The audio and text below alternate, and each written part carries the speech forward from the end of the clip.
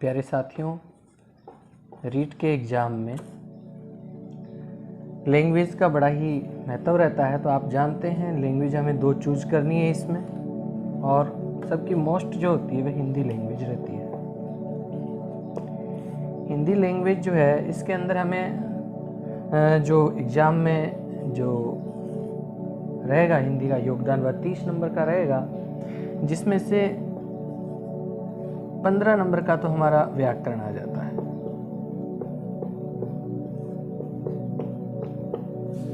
और दूसरा जो पोर्शन है वह शिक्षण विधियों का है।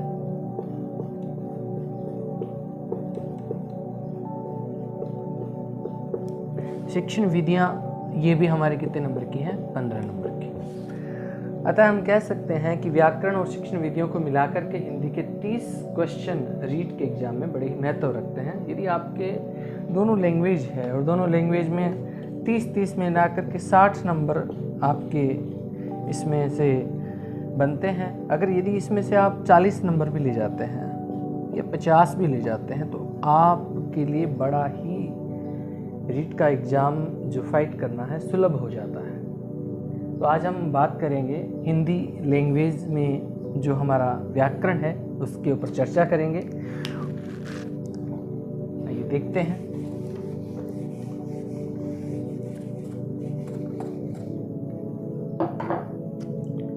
तो आप जानते हैं व्याकरण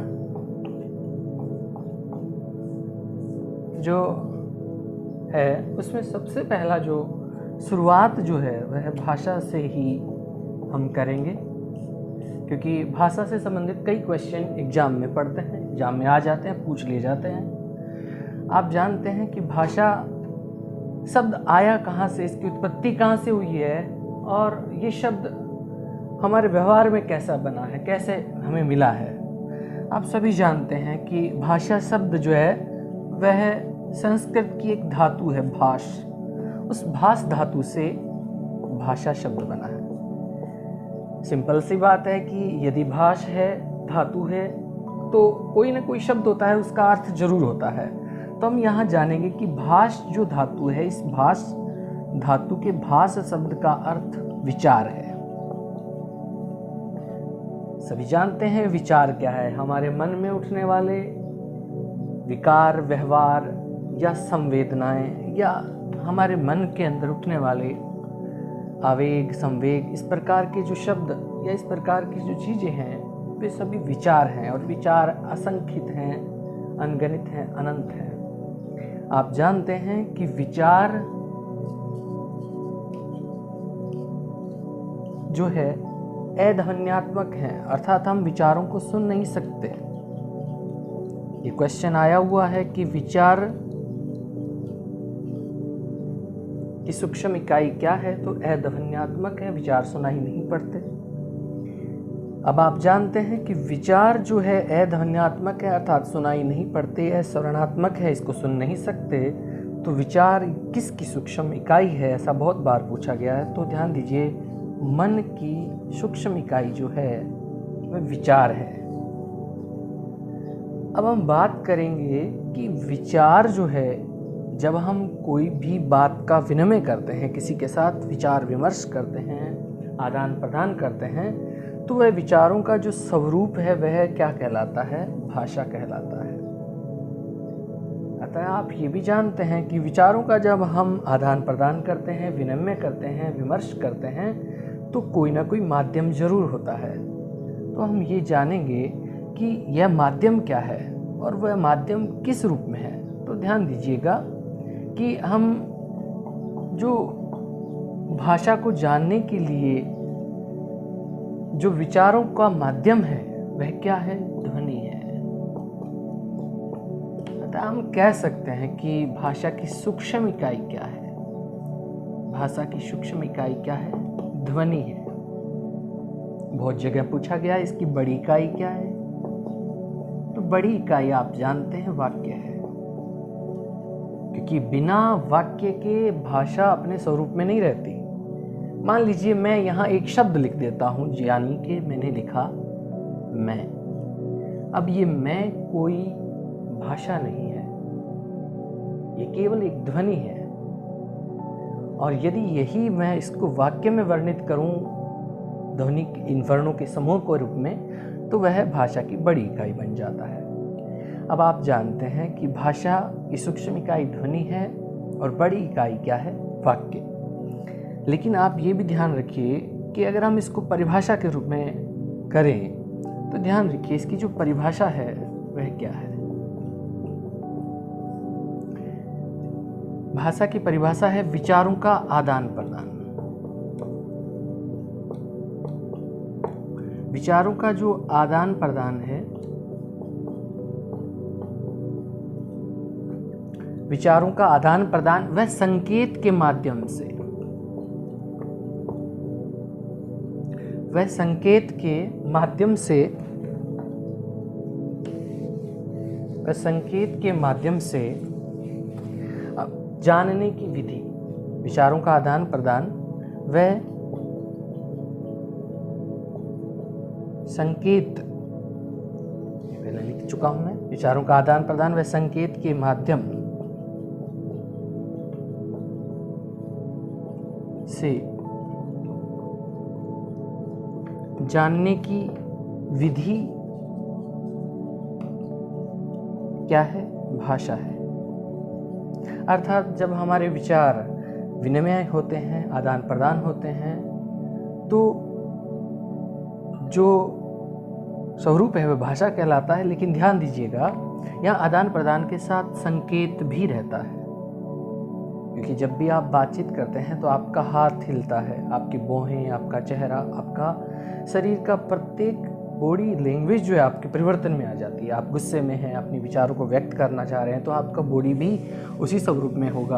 अगर आप खुशी में हैं, आप एंजॉयमेंट कर रहे हैं, आप उत्साह में हैं, तो आप वहाँ भी आपको रहता है। जैसे कि आप जानते हैं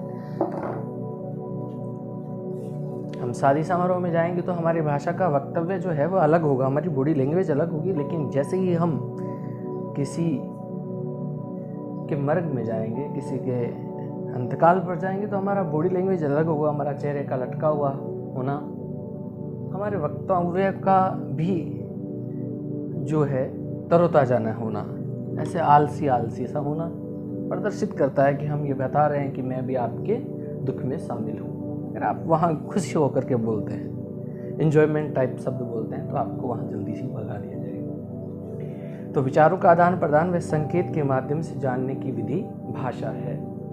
अब आप ये जानते हैं कि भाषा के अंग माने गए हैं कि भाषा के अंग कितने हैं। तो ध्यान दीजिए, भाषा के 2 अंग हैं। पहला अंग है हमारा मौखिक अंग।